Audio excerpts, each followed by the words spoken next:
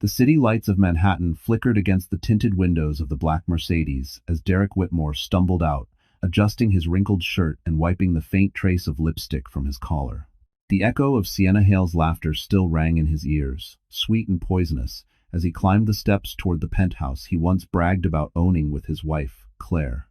It was nearly dawn. The air was cold. But Derek's confidence burned hot after all. Claire never questioned him. She never raised her voice. She never suspected a thing. Or so he believed. He pushed open the door, expecting the familiar scent of Claire's lavender candles, expecting her gentle greeting, expecting breakfast on the marble counter, the way she always did after a long night at work. But the penthouse was silent. Too silent. Something felt wrong. The lights were off, the furniture gone, the frames on the wall gone, every trace of Claire Whitmore's existence gone. On the kitchen island sat a single object, her iPhone, screen glowing like a quiet accusation in the dark. His hand trembled as he tapped the video she left behind.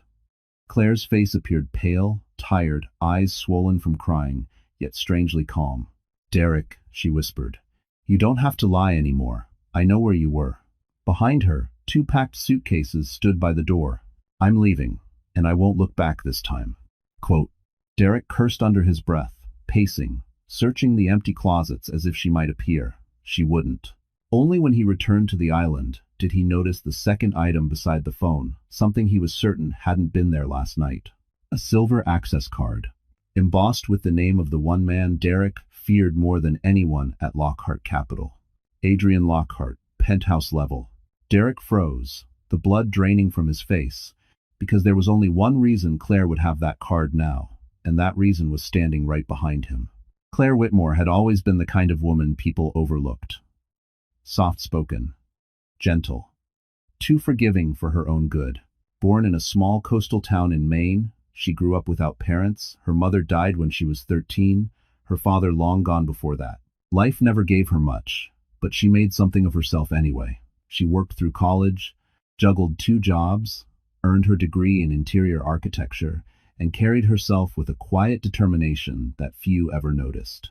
That was what first attracted Derek to her softness, her kindness, her willingness to believe in him when everyone else saw right through his polished lies. When he lost his job 5 years ago, Claire carried their world on her back, taking freelance projects she could barely survive on. She cooked, she cleaned, she saved every penny. She believed marriage meant sacrifice, even when she was the only one sacrificing. Derek rewarded her devotion by stepping on it. He mocked her small-town mentality, her modest clothes, the second-hand MacBook she still used for work. He dismissed her ideas, silenced her voice, and treated her success like luck rather than skill. The worst part? Claire accepted it. She told herself love meant patience, that one day Derek would remember who stood beside him when he had nothing. Then came the night everything shattered. The night she opened Derek's laptop to send a work email and found a reservation confirmation for the Park Hyatt 2 guests. A bottle of champagne charged to his card. A silk dress purchased at midnight. The puzzle pieces clicked brutally, painfully, all at once. She didn't scream.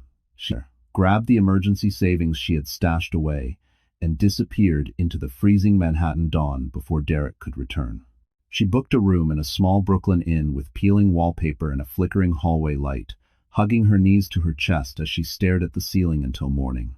She wasn't angry, she was numb, hollowed out, like someone had scooped the life from inside her. For the first time in years, she was alone. For the first time, she had no plan, no home, no marriage, no safe place to land. And yet, under the devastation, something small and fierce sparked alive. A whisper she hadn't heard in a long time. "You deserve better." Claire didn't know where she would go next. She just knew she couldn't return to the man who burned her so easily. But fate had already chosen her next step, and it wasn't something she could have predicted in 1,000 lifetimes. Because someone else had been watching her fall and was ready to change everything. The rain had just stopped when Claire stepped out of the Brooklyn Inn, clutching the strap of her worn leather bag. The city felt infinitely larger that morning, colder, louder, almost hostile. Manhattan's skyline glimmered in the distance like a world she never quite fit into. She came here chasing dreams, but the city had swallowed her whole. leaving her with nothing except a broken marriage and a suitcase of clothes. She took the subway to Midtown, where glass towers stabbed at the clouds and people moved with purpose. Claire no longer possessed. She walked past the towering headquarters of Lockhart Capital, a steel and glass fortress rising 47 floors above Park Avenue. She had designed a small portion of its west lobby 3 years earlier, a project she'd been proud of until Derek made her feel like it was insignificant. Now, she stood across the street, watching the revolving doors spin endlessly, a reminder of the world she once touched but never belonged to. Her phone buzzed. A message from the short-term housing department from Lockhart Capital, the department she barely interacted with when she did design consulting work. Temporary unit available. Immediate move-in. Rate waived due to internal credit. Claire frowned. Internal credit? She hadn't worked with them in over a year. Confused but desperate, she followed the instructions to a skyscraper in Chelsea overlooking the Hudson River. The doorman greeted her politely, almost too politely, as if he knew who she was. The elevator ride was silent, except for the soft hum of classical music. When the doors opened, she stepped into a penthouse that looked like something out of Architectural Digest. Floor-to-ceiling windows washed the room in golden morning light. Marble counters, soft gray velvet furniture. A balcony overlooking the entire west side.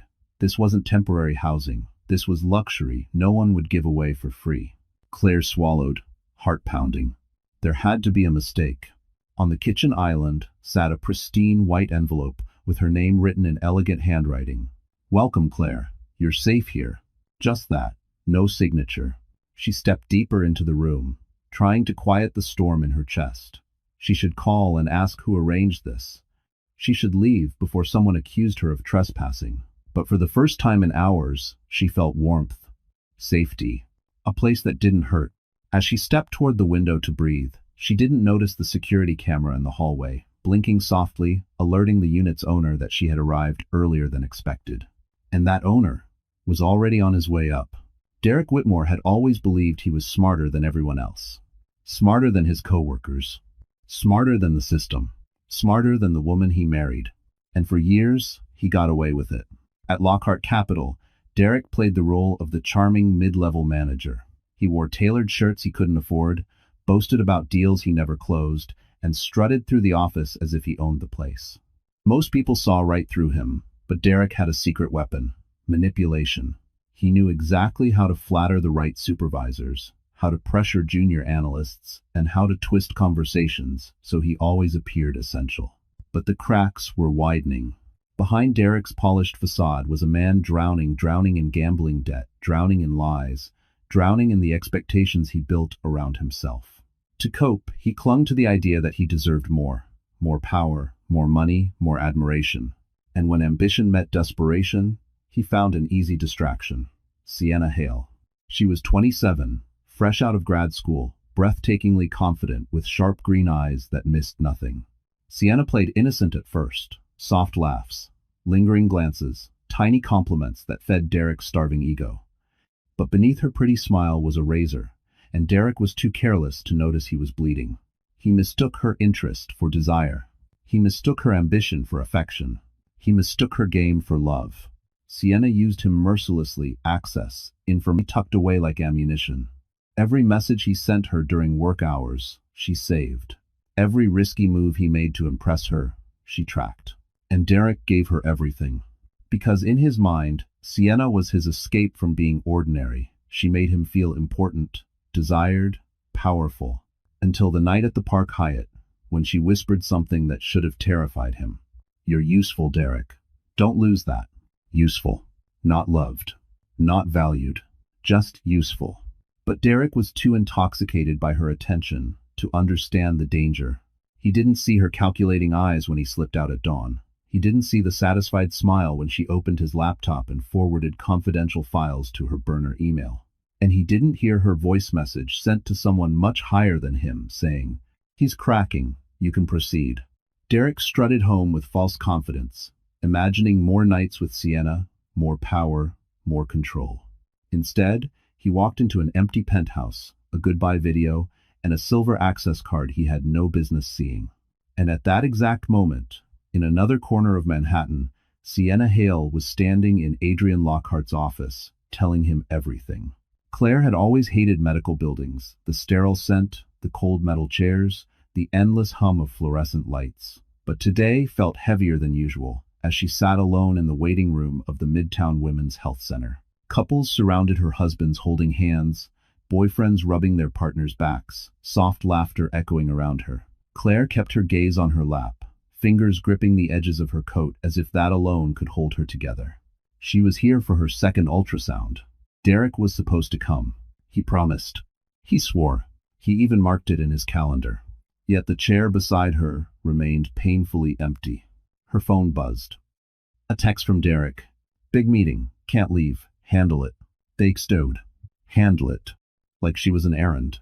She swallowed the ache and followed the nurse inside. When the doctor confirmed the pregnancy and showed her the faint flicker of a heartbeat on the monitor, Claire felt an overwhelming rush of emotion, love, fear, disbelief, all tangled together. She should be celebrating with her husband, but instead she blinked away tears, alone in a room filled with joy that wasn't hers. After the appointment, she stepped into the cold afternoon air, unsure where to go. Her feet moved on instinct toward a cafe near Park Avenue. She ordered a chamomile tea, sat by the window, and tried to breathe. That was when her phone buzzed again. A message from an unknown number. Just one photo. Derek. With Sienna? At the Park Hyatt. Arms around each other. Timestamp. Last night.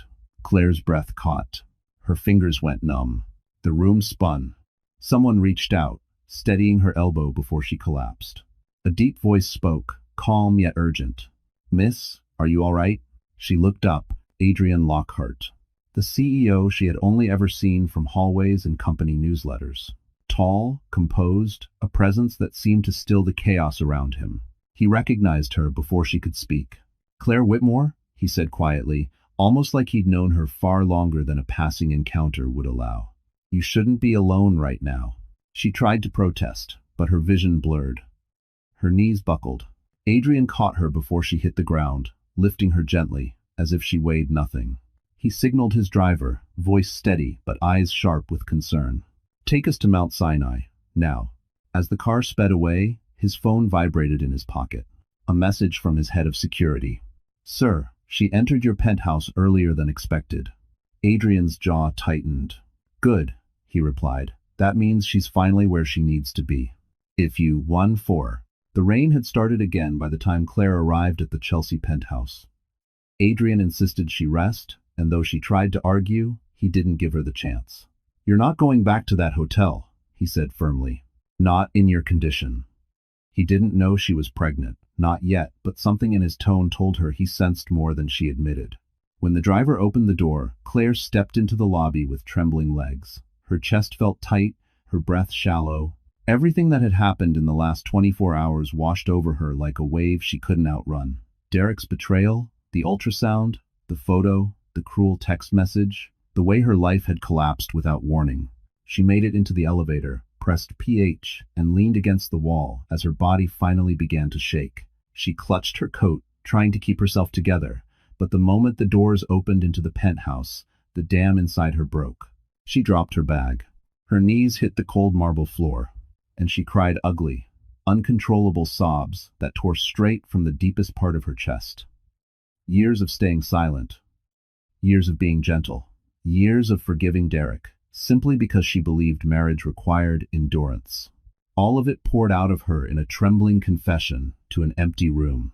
I deserved better, she whispered into her hands. I deserved so much better.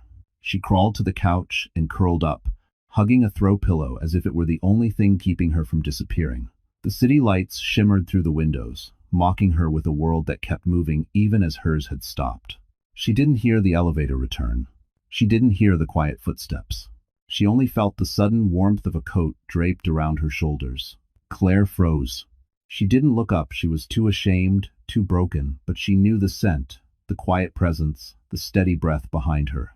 Adrian Lockhart lowered himself to the floor beside her, not touching her, not forcing words on her. He simply sat there, matching her silence, anchoring her in a way she hadn't felt in years. After a long moment, his voice came softly. Who hurt you this badly? Her breath caught. She couldn't answer. Not yet. Adrian didn't push. Instead, he said something she never expected. You don't have to explain tonight. But you're not facing this alone, Claire. Not anymore. Her fingers trembled around the pillow. A tear slipped down her cheek. For the first time since everything fell apart, she didn't feel invisible. And then Adrian's phone buzzed and the name flashing on the screen made his expression darken instantly. The soft glow from the ceiling lights cast long shadows across the penthouse as Claire wiped the last of her tears. Adrian stood a few feet away, his back turned as he checked the message that had just come through. His jaw tightened just slightly, but enough for Claire to notice. She sat up slowly. Is something wrong? She asked, her voice still shaky. Adrian exhaled, pocketing his phone. Nothing you need to worry about tonight. But that wasn't true. She saw it in the tension in his shoulders, the flicker of worry behind his composed expression. This wasn't a man easily unsettled. Before she could question him further, Adrian pulled a sleek black folder from a cabinet near the hallway and laid it gently on the coffee table. I didn't plan to show you this tonight, he said, but now, you deserve to know. Claire frowned, confused. He opened the folder. Inside were documents, internal reports from Lockhart Capital, employee files, security logs, communication transcripts, and there, highlighted in red, was a familiar name. Derek Whitmore. Claire's breath caught. Why do you have all this? Adrian didn't sit. He stood tall, composed, but his voice softened in a way she had never heard before.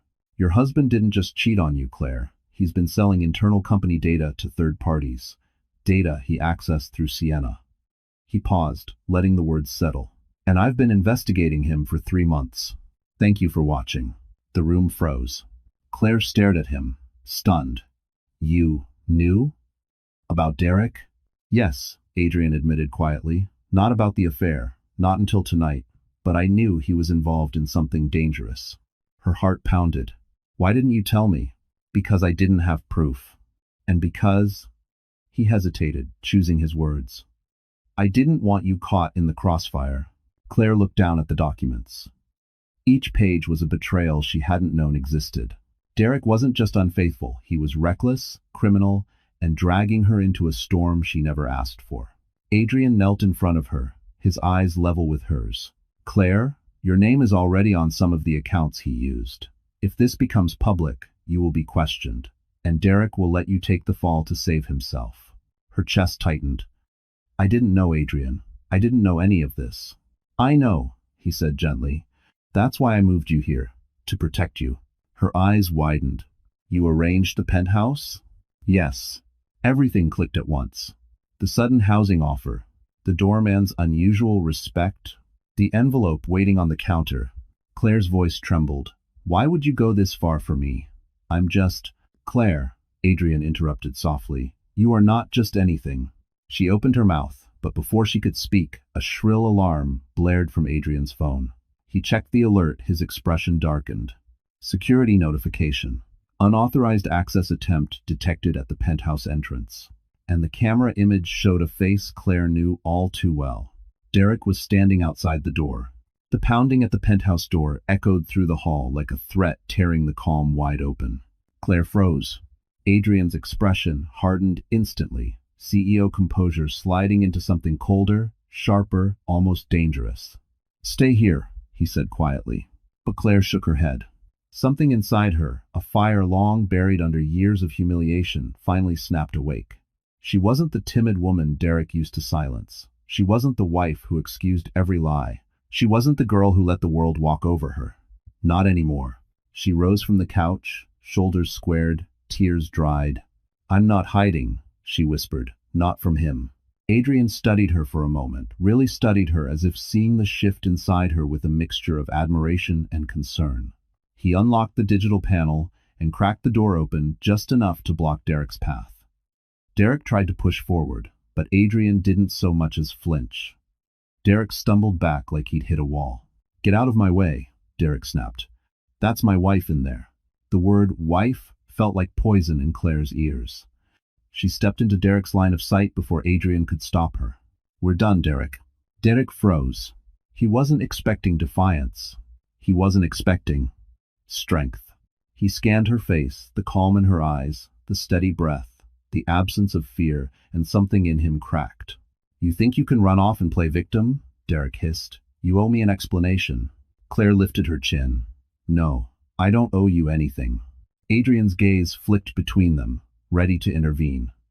But this moment wasn't his to take. It was hers. Derek laughed bitterly. "So you crawl to my boss? Real classy move." Claire didn't flinch. "Maybe if you treated me like a wife, instead of a convenience, I wouldn't have had to walk away." Her voice didn't tremble. It didn't falter. It carried the weight of every wound he ever gave her. Derek's face twisted, jealousy and fear swirling into something frantic. "You're making a mistake, Claire. You won't survive without me." She stepped closer until they were inches apart. "I already survived you." For a moment, Derek looked like he might explode. But then his eyes drifted past her toward Adrian, and something darker settled in his expression. Hatred and fear, a combination that never led anywhere good. Adrian moved subtly, placing himself half in front of Claire. "This conversation is over," he said. But Derek only smiled slowly, chillingly. "You think you're protecting her, Adrian?" he said. "You have no idea what she's gotten herself into." Adrian stiffened. Claire's stomach dropped. Because Derek wasn't threatening violence. He was threatening something far worse. "You should check your company's servers," Derek whispered. "Something big is about to crash, and she's tied to all of it." Adrian didn't react, not outwardly. But Claire saw the shift in his eyes. A silent calculation, a tightening of control. A man who had been in boardrooms where billions shifted with a single breath. He stepped forward, closing the door on Derek with deliberate calm. The lock slid into place with a muted click, a final boundary Claire never knew she needed. Derek's muffled voice echoed from the hallway, furious and incoherent, but Adrian didn't acknowledge him. Instead, he turned to Claire, his tone steady but urgent. "Don't listen to him," Adrian said. "Derek's desperate. Desperate men throw bombs hoping one will stick." Claire wrapped her arms around herself. "But what if he wasn't lying? You said my name was tied to some accounts. What if something really is coming?" Adrian paused just long enough for her to know Derek wasn't bluffing entirely. He moved toward the kitchen counter, grabbed his laptop, and opened a series of encrypted dashboards. Streams of numbers and alerts flashed across the screen, lighting his face with cold, digital blue. Claire watched nervously. Adrian rarely showed emotion, but when he did, it was sharp and unmistakable. "Someone attempted to breach our financial archive," he murmured. 5 minutes ago." 5 minutes? Claire whispered. "That's when Derek came up here." Adrian nodded grimly. "He's not smart enough to execute something like this, but he might know who is." "Sienna," Claire breathed. Adrian's jaw tightened. She's been trying to climb her way into executive circles. If she found a way to manipulate Derek into pulling files for her, she might have everything she needs to cause real damage. Going. Claire swallowed hard, memories rushing back. Sienna smiling too easily, lingering too close to Derek, appearing in places she had no reason to be. Guilt twisted inside her. "Adrian, I never saw it. I should have known something was wrong." "You were trying to survive, Claire," Adrian said gently, "not investigate a criminal conspiracy." His voice steadied her, grounded her, made her believe, for a moment, that she wasn't broken. But the danger was real. Adrian clicked a final command. A map of digital logins appeared flashing red around one location. "Someone accessed the files from inside the company," Adrian said quietly, "from one of the internal conference rooms." Claire's eyes widened. "So they're still there?" Adrian nodded. "And if they pull the full package, Lockhart Capital could lose billions. And you?" He hesitated. "Me?" Claire asked. "You'll be listed as the primary login on the breach. Your life, your career, everything could collapse." Her pulse quickened. "What do we do?" Adrian shut the laptop with a decisive thud. "We fight back," he said. "But we need proof before anyone else moves." Claire took a shaky breath. "And where do we get proof?" Adrian turned toward the elevator. Eyes cold, voice low. "From the one person who knows exactly what was stolen." The elevator light pinged softly. Because Sienna Hale had just entered the building, the elevator chimed softly as it climbed toward the penthouse, every ascending floor tightening the knot in Claire's stomach. Adrian stood beside her, composed but alert, his posture calm, his eyes sharp. Claire could feel the shift in him. This wasn't just a CEO handling a crisis. This was a man preparing for a war he'd been anticipating. When the doors slid open onto the executive floor of Lockhart Capital, the atmosphere was electric. The entire floor buzzed, employees whispering, screens flashing, red security alerts, the IT team rushing between glass offices like storm clouds gathering. Claire stayed close to Adrian as they walked through the chaos, her pulse hammering in her chest. Every eye seemed to follow her, some pitying, some suspicious, some hungry for gossip. Adrian led her straight to the main conference room. The moment he opened the door, Claire froze. Sienna Hale was already there. Perfect hair, perfect suit, perfect smirk. She sat like she belonged at the head of the table, twirling a Mont Blanc pen between her fingers as if she had all the time in the world. When she saw Claire, her smile sharpened into a blade. "Well," Sienna said sweetly, "if it isn't the soon-to-be headline." Claire stiffened. Adrian stepped forward. "You're trespassing in an executive-only zone, Miss Hale." Sienna shrugged. "Not for long." She tapped her finger on a USB drive resting on the table. "Everything I need is right here. All the files Derek pulled for me, and all of Claire's logins used to access them." Claire felt the air leave her lungs. "You set me up." Sienna's smile widened. "Oh, honey, I didn't just set you up." She leaned closer. "I built the trap around you." Adrian's voice turned lethal. "You won't leave this building with those files." Sienna raised a brow. "Who's going to stop me? You?" She clicked the USB drive into her laptop. "Too late. I already sent everything to the board. They'll see who the real criminal is." Claire's breath hitched. The board, the entire company, her reputation, her life destroyed with a single upload. But then, the screen flickered. A login prompt appeared.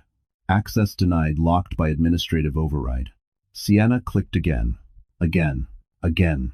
Her smug expression cracked. Adrian placed his hand on the table, leaning in just enough to make his presence impossible to ignore. "You forget, Miss Hale," he said quietly. "I own this system." Claire stared at him, stunned. Sienna slammed her laptop shut, face flushing with fury. "This isn't over." Adrian straightened. "No," he said. "It's about to end." The doors behind them opened, and Derek stumbled inside, escorted by building security, wild-eyed, sweating, and holding a folder that changed everything. Derek didn't walk into the conference room. He stumbled, dragged by two security officers who looked more annoyed than concerned. His shirt was wrinkled, his tie half undone, his hair plastered to his forehead with sweat. He looked nothing like the confident, smooth-talking man Claire once married. He looked exposed, small, terrified. "Let me go," Derek barked, struggling as they pushed him forward. "I have evidence. I can fix this." Sienna rolled her eyes, crossing her arms. "Oh, please, you can barely fix your credit score." Derek snapped toward her. "You used me. You..." "Used you?" Sienna cut in, laughing softly. "Sweetheart, you handed me the passwords." Claire felt her stomach twist. She'd been married to this man. She trusted him. With a folder shaking in his hand, eyes wild with desperation. Adrian didn't move. He didn't raise his voice. He simply said, "Put the folder on the table." "Well, for." Derek obeyed, not out of respect, but because something in Adrian's tone made refusal impossible. He slid the folder forward with trembling fingers. Adrian opened it. Inside were printed screenshots, transaction logs, email chains, metadata from access points, and something else, pages showing Sienna's digital fingerprints on nearly every confidential transfer. Derek's involvement was real, but minimal. Sloppy, careless, no mastermind. Just a pawn. But then Adrian reached the final page, and the room shifted. A printed transcript. A recorded phone call. Sienna's voice. "Use Claire's credentials. She'll never notice. She's too naive to question it." Claire's breath hitched. Her hands curled into fists, nails digging into her palms. Hearing her name weaponized like that cracked something inside her, something that would never heal the same way again. Sienna's smirk faltered for the first time. "That recording is illegal," she muttered. Adrian looked up, cold and controlled. "No, it was done through a flagged device on company property." He paused. "Yours." Derek turned toward Sienna, shaking with rage and betrayal. "You threw me to the wolves." Sienna scoffed. "You volunteered." Security officers moved toward her. Sienna stood abruptly, glaring at Claire with venom dripping from every word. You think you've won? You think running to Adrian makes you safe? Claire lifted her chin. For once, she didn't shrink. It makes me smarter than you. Sienna lunged forward. But before she could reach Claire, two officers grabbed her arms, dragging her back from the table. Adrian slid the incriminating folder toward the edge. This goes to the board immediately, he announced. Sienna's eyes went wide. You can't do that. Oh, Adrian said softly. I already have. Does not erase. The doors burst open, and an entire team of federal investigators stepped inside. The conference room erupted into chaos the moment the federal agents stepped inside. Their jackets bore 3 bold letters that made every executive in Lockhart Capital freeze mid-breath. FBI. Sienna tried to twist out of the officer's hold, her perfect hair falling out of place as panic clawed across her face. This is insane. You can't arrest me. You work for no one now. One agent cut in, snapping cuffs around her wrists. Miss Hale, you're being detained for corporate espionage, attempted fraud, and obstruction. The color drained from her cheeks. Derek backed away as if he could disappear into the wall, trembling so violently that even Claire felt a strange flicker of pity, brief, fleeting. He had chosen this path. He had let greed swallow him whole. Meanwhile, Claire stood perfectly still, not hiding behind anyone, not shrinking into her shoulders, not apologizing for simply existing. For the first time in years, she felt steady. Adrian spoke calmly with the agents, handing over the evidence folder. His voice was controlled, authoritative, but every so often his gaze flicked to Claire, checking on her, grounding her. When the agents left with Sienna, the room finally exhaled. Derek tried to follow them, only for security to block him.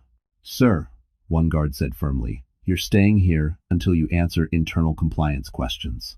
Derek turned to Claire, eyes wide with desperation. You have to help me, he begged. Claire, please, you know I didn't mean for any of this to happen. Claire's heart didn't flinch this time. You meant every lie you told, she said softly. And every choice led you right here. He grabbed her wrist. Claire, you can't just... Adrian was across the room in 2 steps. Remove your hand, he said, each word ice cold. Derek let go immediately, stumbling backward. Claire didn't need protection, but having someone stand beside her, not out of obligation, but out of respect, made her throat tighten.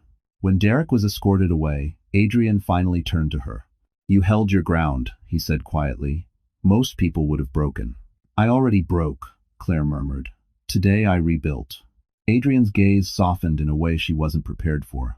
You deserve better than what life has given you so far, Claire, and you're going to get it. She looked down, overwhelmed not by fear, but by the unfamiliar feeling of hope blooming in her chest. But before she could respond, Adrian's phone buzzed again.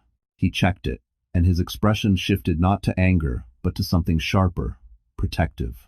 He handed her the screen. Claire read the message and felt her stomach drop. It was from the hospital. Her test results were ready, and they requested she return immediately. Due to a critical update regarding her pregnancy, the drive to Mount Sinai Hospital felt like it lasted a lifetime. Claire sat in the back seat of Adrian's car, hands pressed against her stomach, heart racing in uneven beats. The city blurred past the windows, streetlights, honking cars, the endless pulse of Manhattan, but she couldn't feel any of it. She could feel only the sound of her own breath, shaky and thin. Adrian sat beside her, leaning forward, elbows on his knees. He didn't speak. He didn't look away. He stayed close enough that she felt anchored, but far enough to give her space to breathe.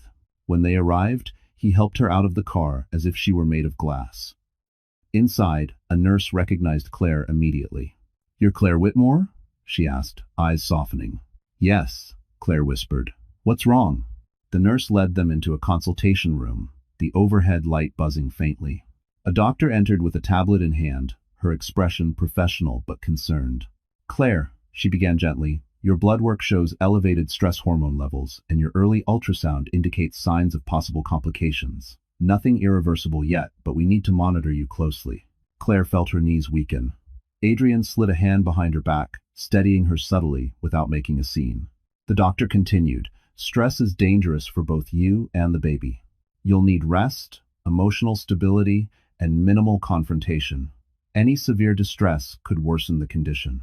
Claire nodded, trying to hold her composure, but the words, "dangerous for the baby," kept echoing in her mind like a heartbeat out of rhythm. "Is the baby okay?" she finally asked. "For now, yes," the doctor assured her. "But we need to reduce your emotional strain immediately." Claire felt a tear fall. She hadn't even had time to celebrate her pregnancy, and already it was slipping through her fingers. She had fought through betrayal, humiliation, isolation, but the thought of losing this baby shattered her completely. Adrian lowered his voice. "What does she need?" The doctor glanced between them. Calm. Safety. No sudden shocks. No exposure to toxic situations. Adrian nodded once, sharp, decisive, like a man receiving orders he fully intended to carry out. "I'll take care of it," he said. Claire turned to him, voice trembling. "Adrian, you don't have to." "Yes," he interrupted softly. "I do." Before she could respond, the consultation room door burst open. Derek, wild-eyed, sweating, defiant. "I need to speak to my wife," he growled. The doctor froze. Claire's pulse spiked dangerously. Adrian stepped in front of her instantly, his voice dropping to something lethal. "You're done here, Derek." And timed without data loss. But Derek's next words sliced the room in half. "You can't keep me away. That baby is mine." The consultation room felt colder than before, as if the walls themselves were bracing for what the doctor was about to say. Claire's heartbeat echoed in her ears, loud and uneven. Adrian stood beside her, not touching her, but close enough that his presence steadied the air around her. The doctor folded her hands. "Claire, the test results reveal something important about your pregnancy." "Because, Drader," Claire's throat tightened. "Is the baby okay?" "Yes," the doctor said quickly. "The baby is stable, but there is a complication we need to manage carefully." She slid a file across the table. "Your hormone levels and blood panel indicate that the pregnancy is further along than initially estimated." Claire blinked. "Further along?" The doctor nodded. "Based on the most recent scan, you're closer to 10 weeks, not 6. Claire felt the world tilt. 10 weeks. 10 weeks was before Derek's final betrayal. Before she even suspected anything. Before she found the photo, her mind spun. Derek wasn't there 10 weeks ago. He barely looked at her. He barely touched her. A cold realization crawled up her spine. The baby might not be Derek's. Her voice cracked. "Are you saying the timeline doesn't match?" "We're not making conclusions," the doctor replied gently, "but biologically there is a discrepancy." Claire's hands shook. She wasn't sure if she wanted to cry or laugh or scream or all three. Of all the truths she had expected to face today, this was not one of them. Adrian stepped closer, his voice low, grounding. "Claire, look at me." She did, somehow. "There's no shame in this," he said, "and no danger. A baby is a blessing, not evidence, not a weapon, not leverage for someone like Derek." Her breath trembled. "But if it's not his, then—" Adrian didn't blink. "Then it's the child of someone far more deserving than Derek ever was." She stared at him, stunned. Did he mean? No. Impossible. But the way his voice softened, the way he had protected her, the way he looked at her, not like she was broken, but like she was precious. Something unspoken passed between them. Before Claire could find words, the doctor continued. "For now, Claire, you need peace. No contact with Derek, no stress. I recommend a temporary medical restraining order." Adrian answered before Claire could. "It'll be done within the hour." The doctor nodded and stepped out to file paperwork. Claire exhaled shakily. "Adrian, everything is changing too fast." He finally allowed himself to touch her, just a light brush of his hand against hers. "You're not going through this alone," he said. "Not anymore." But peace lasted only seconds. Because at that moment, Adrian's phone buzzed with an urgent alert. A security breach at his penthouse. And the surveillance image attached made Claire's blood run cold. Derek had somehow gotten inside. The security footage was grainy but unmistakable. Derek Whitmore, the man dragged out of a hospital moments earlier, was now inside Adrian's penthouse, ransacking the place like a desperate animal clawing for leverage. Claire felt her breath catch. "How did he get in?" she whispered. Adrian's jaw tightened. He must have stolen a code before security revoked his access. It's my fault. I should have locked the system sooner. He wasn't angry at Derek. He was angry at himself for letting danger get too close to her again. They rushed back to the car, escorted by 2 security personnel. The drive to the Chelsea Tower was tense, suffocating, every red light torturing Claire's nerves. Adrian kept glancing at her, checking her breathing, checking her posture, checking her everything. He didn't say it aloud, but she could tell he blamed himself for this entire situation. When the car screeched to a stop outside the building, Adrian placed a steadying hand on her arm. "You're staying in the car," he said. Claire shook her head. "No, I'm done letting him control the narrative. I'm facing this." "Claire, I'm stronger than he remembers." Adrian studied her for a moment, then nodded once respectfully. "Fine, but you stay behind me." They entered the penthouse quietly. The living room lights were on, drawers open, papers scattered. Derek's voice echoed down the hallway. "Where is it? Where the hell did she hide it?" Claire's stomach twisted. "What is he looking for?" Adrian frowned. "I don't know." They stepped farther inside. And then Derek appeared, wild-eyed, clutching a stack of Adrian's personal documents. He froze when he saw them. "So," Derek said, breath trembling with anger, "this is where you've been hiding her. If you do into the Basco, put the papers down," Adrian warned. But Derek waved them mockingly. "I know everything now. Claire's medical records, your investigation logs, your encrypted files. You think you can protect her? I can destroy both of you." Claire stepped forward before Adrian could stop her. "What do you want, Derek?" Derek's expression twisted pain, jealousy, obsession, mixing into something unhinged. "I want my life back," he shouted. "You were supposed to be my wife, my family, my everything. And you threw it away. For..." He pointed at Adrian with a shaking hand. "For him." Claire felt something snap inside her, not fear this time, but clarity. "Derek," she said softly, "I didn't choose Adrian over you." His face contorted. "I chose myself." Derek shook, fury consuming him. "You think this is over? You think you're safe?" He reached into his jacket and pulled out something small, metallic, and terrifyingly familiar. A flash drive. "One copy," Derek hissed. "One master file. Everything Sienna stole, and I'm willing to trade it if Claire comes home with me." Adrian stepped forward instantly. "Claire isn't going anywhere." Derek's smile curved into something dark, triumphant. "Oh? Then I guess the entire board will enjoy their morning surprise." He raised the flash drive toward the nearest laptop, and the screen beside him suddenly flickered to life, showing a face none of them expected.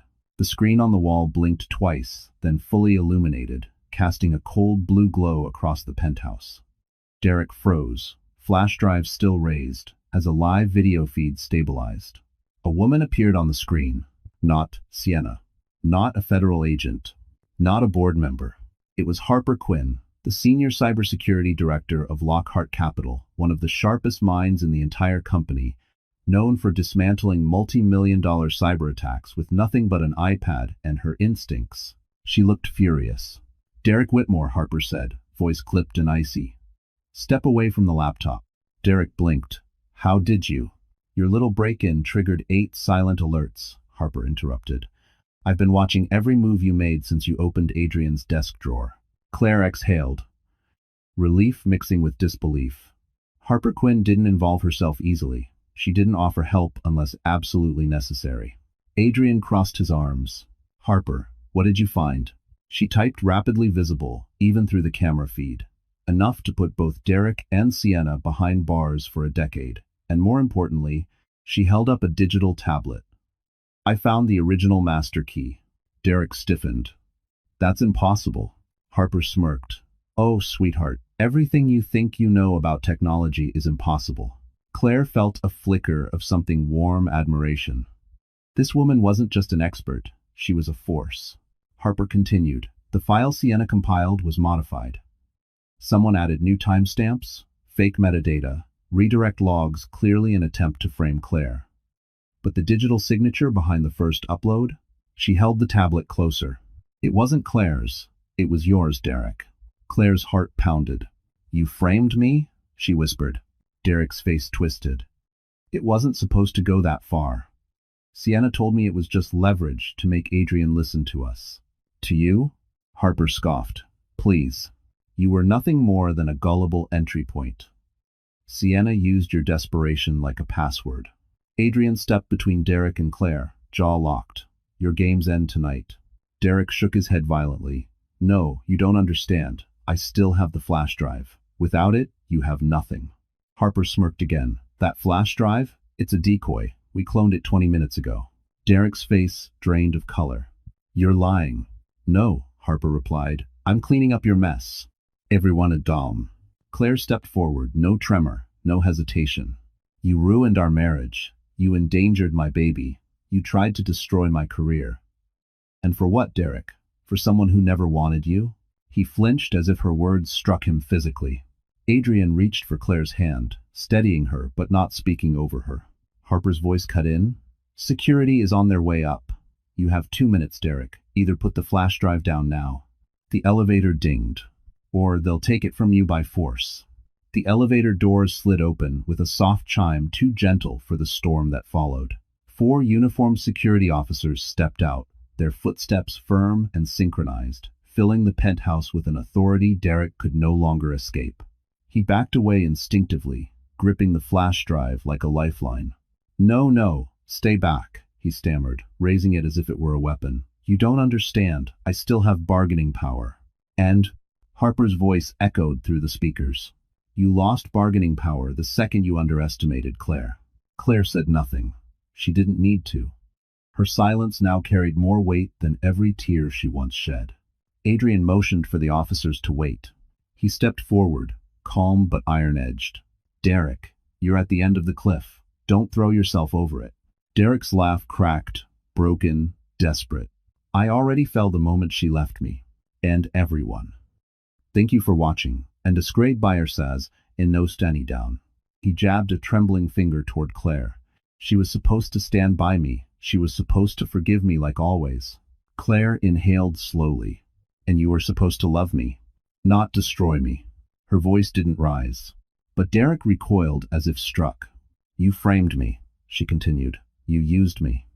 You endangered my baby. And you still expect loyalty? I didn't know what Sienna planned, Derek shouted. She lied to me, she promised. She promised you shortcuts, Adrian finished. And you took every single one. Derek's face crumpled, his bravado collapsing into raw, ugly fear. You're taking everything from me. Adrian shook his head. You destroyed everything yourself. A beat of silence. Then Derek lunged. Not at Adrian, not at the guards, but toward the open window behind him, determined to throw the flash drive into the night sky. But Claire stepped forward first.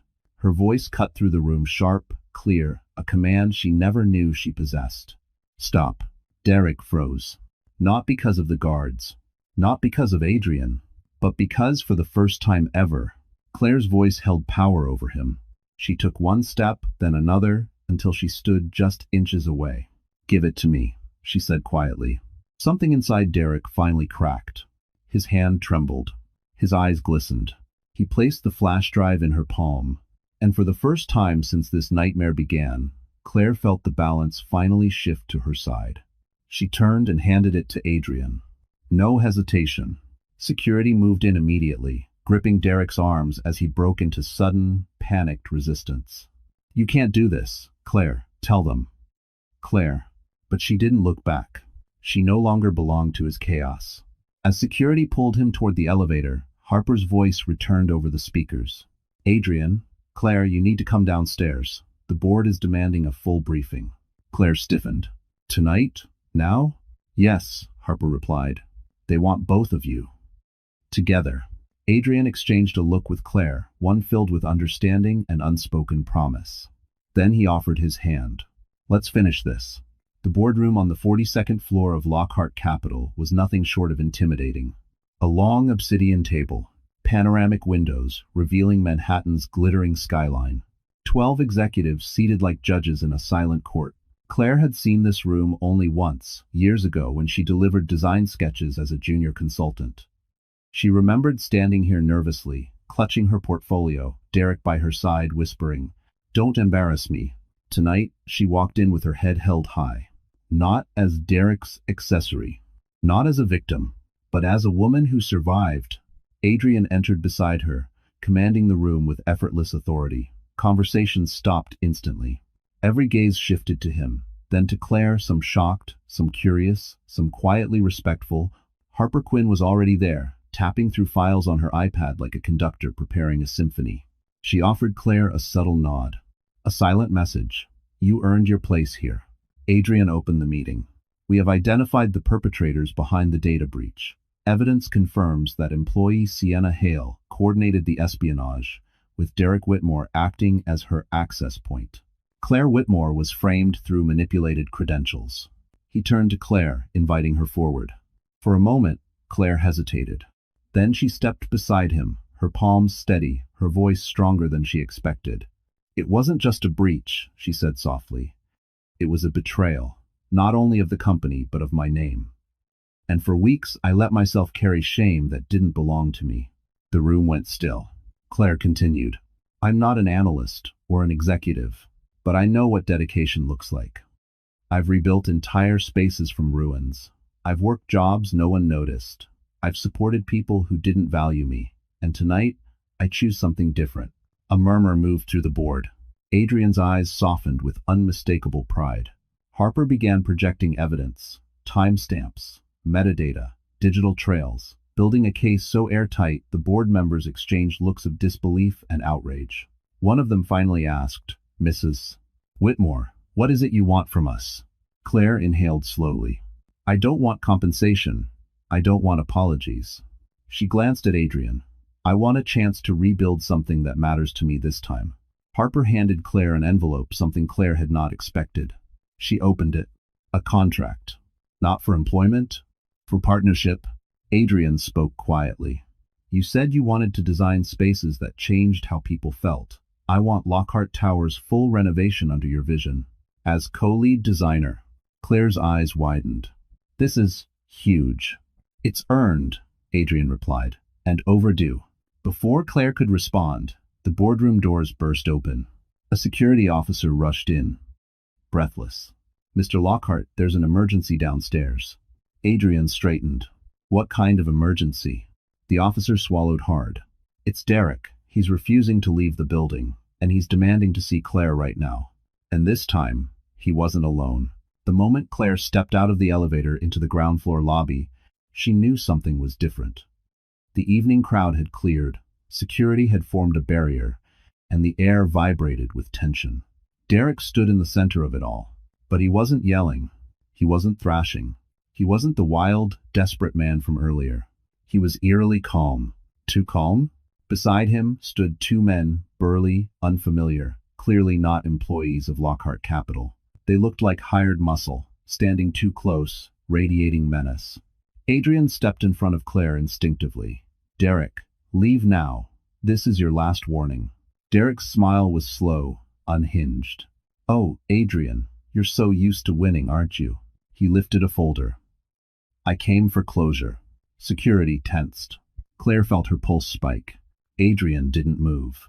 Derek opened the folder and scattered its contents across the marble floor. Dozens of printed photos. Claire's medical reports. Her ultrasound. Every private detail he'd stolen. The lobby gasped. Claire felt heat rise behind her eyes, but this time it wasn't shame. It was fury. She stepped around Adrian before he could stop her. Derek, she said softly, why are you doing this? He looked at her with something twisted, part grief, part possession, part madness. Because if I can't have the life we planned, Derek said, voice cracking, I'll destroy the memory of it. Claire swallowed. You didn't lose me because of Adrian. You lost me because you broke everything good in your own hands. Something snapped in Derek. He lunged not to hit her, but to grab her wrist, yank her closer, one last desperate attempt to control her. But he never made it. Security tackled him instantly. He hit the floor with a crack, the two men beside him running before they could be detained. Agents swarmed them. Derek screamed her name as he was handcuffed, tears and rage mixing in his voice. You ruined me, Claire. You did this. Claire stood firm, tears sliding silently down her cheeks. No, Derek, she whispered. You ruined yourself. Adrian moved to her side, his hand gently resting on her back. Within minutes, Derek was dragged out of the building, this time not by private security, but by federal officers waiting outside with a warrant. Harper expedited. Corporate espionage, fraud, stalking, violation of a medical protective order. His fate was sealed. The lobby went silent. Adrian turned to Claire. "You're safe now," he said softly. "It's over." And for the first time in years, it truly was. Claire exhaled, her shoulders dropping as the weight finally lifted. She leaned into Adrian not from weakness, but trust. "Thank you," she whispered. He brushed a tear from her cheek. "I told you, you'd never face anything alone again." End quote. Months later, in a quiet garden ceremony overlooking the Hudson River, Claire walked down the aisle, glowing, peaceful, loved. Adrian waited for her with a look that erased every scar Derek ever left. And as he kissed her hand, he whispered, "Welcome to the life you always deserved." The story ends here. The moment Claire stepped out of the elevator into the ground floor lobby, she knew something was different. The evening crowd had cleared, security had formed a barrier, and the air vibrated with tension. Derek stood in the center of it all. But he wasn't yelling. He wasn't thrashing. He wasn't the wild, desperate man from earlier. He was eerily calm. Too calm. Beside him stood two men, burly, unfamiliar, clearly not employees of Lockhart Capital. They looked like hired muscle, standing too close, radiating menace. Adrian stepped in front of Claire instinctively. "Derek, leave now. This is your last warning." Derek's smile was slow, unhinged. "Oh, Adrian, you're so used to winning, aren't you?" He lifted a folder. "I came for closure." Security tensed. Claire felt her pulse spike. Adrian didn't move. Derek opened the folder and scattered its contents across the marble floor. Dozens of printed photos. Claire's medical reports. Her ultrasound. Every private detail he'd stolen. The lobby gasped. Claire felt heat rise behind her eyes, but this time it wasn't shame. It was fury. She stepped around Adrian before he could stop her. "Derek," she said softly, "why are you doing this?" He looked at her with something twisted, part grief, part possession, part madness. "Because if I can't have the life we planned," Derek said, voice cracking, "I'll destroy the memory of it." Claire swallowed. "You didn't lose me because of Adrian. You lost me because you broke everything good in your own hands." Something snapped in Derek. He lunged not to hit her, but to grab her wrist, yank her closer, one last desperate attempt to control her. But he never made it. Security tackled him instantly. He hit the floor with a crack, the two men beside him running before they could be detained. Agents swarmed them. Derek screamed her name as he was handcuffed, tears and rage mixing in his voice. "You ruined me, Claire. You did this." "If you force thing," Claire stood firm, tears sliding silently down her cheeks. "No, Derek," she whispered. "You ruined yourself." Adrian moved to her side, his hand gently resting on her back. Within minutes, Derek was dragged out of the building, this time not by private security, but by federal officers waiting outside with a warrant. Harper expedited. Corporate espionage, fraud, stalking, violation of a medical protective order. His fate was sealed. The lobby went silent. Adrian turned to Claire. "You're safe now," he said softly. "It's over." And for the first time in years, it truly was. Claire exhaled, her shoulders dropping as the weight finally lifted. She leaned into Adrian not from weakness, but trust. "Thank you," she whispered. He brushed a tear from her cheek. "I told you, you'd never face anything alone again." Months later, in a quiet garden ceremony overlooking the Hudson River, Claire walked down the aisle, glowing, peaceful, loved. Adrian waited for her with a look that erased every scar Derek ever left. And as he kissed her hand, he whispered, "Welcome to the life you always deserved." The story ends here. So, that's it. Our story has finally come to an end. And if you're still here with us right now, listening to every breath of Claire's journey, then something in this story must have touched your heart in a quiet, personal way. Maybe you saw a piece of yourself in her strength, or in her pain. Maybe you remembered someone you once trusted, or a version of you that deserved more. You know, the Stoics had a simple truth. The obstacle is the way. And Claire lived that. What was meant to break her became the very thing that opened a new life, one built on dignity, peace, and real love. Marcus Aurelius also said, "You have power over your mind, not outside events."